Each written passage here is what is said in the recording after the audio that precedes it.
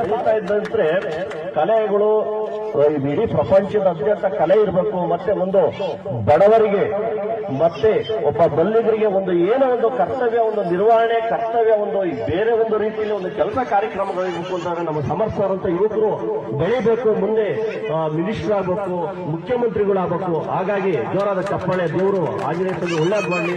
ಮತ್ತೆ ನಮ್ಮ ಸುರೇಶ್ ಸರ್ ಅವರು ಕೂಡ ಅವರ ಒಂದು ಬಿಂಬವಾಗಿ ಅವರು ಕೂಡ ಇದ್ದಾರೆ, ಅವರು ದೇವರು ಒಳ್ಳೇದು ಮಾಡಲಿ ಅಂತ ಹೇಳಿ ಎಲ್ಲರಿಗೂ ಒಂದು ಜೋರಾದ ಚಪ್ಪಾಳೆ ಮುಖಾಂತರ ಕೇಳ್ಕೊಳ್ತಾ ಇದೆ. ದೇವರು ಒಳ್ಳೇದು ಮಾಡಲಿ ಸರ್, ಬೆಳೀರಿ, ತಂದೆಗೆ ಬೆಳೀರಿ, ಒಳ್ಳೆ ಹೆಸರು ಉಳಿಸಲಿ, ಬಹಳ ಖುಷಿ ಆಗುತ್ತೆ.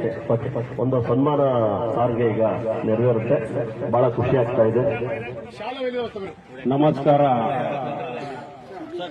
ಯಾರೇ ಅವನು ಸುಮ್ಮನೆ ಕೂತ್ಕೊಳ್ಳಿ.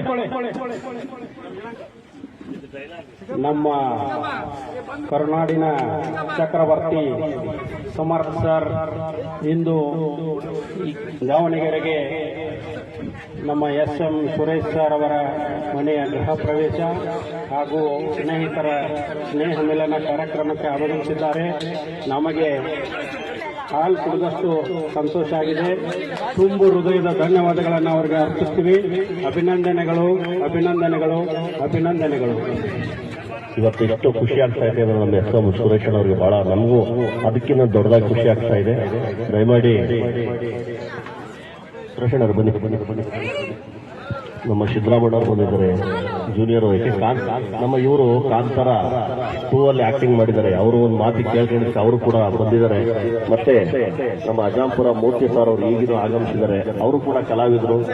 ಯಾಕೆಂದ್ರೆ ಬಾಳೆಮಂಡಿ ಓನರು, ಅವರು ಕೂಡ ಒಂದು ಅವರ ಒಂದು ಪ್ರೀತಿ ವಿಶ್ವಾಸ ಮನ್ನಣೆ ಇತ್ತು, ಅವರು ಕೂಡ ಬಂದಿದ್ದಾರೆ. ಎಲ್ಲರಿಗೂ ಶುಭ ಹೃದಯದ ಧನ್ಯವಾದ ಹೇಳ್ತಾ ಈಗ ಸನ್ಮಾನ ಕಾರ್ಯಕ್ರಮ.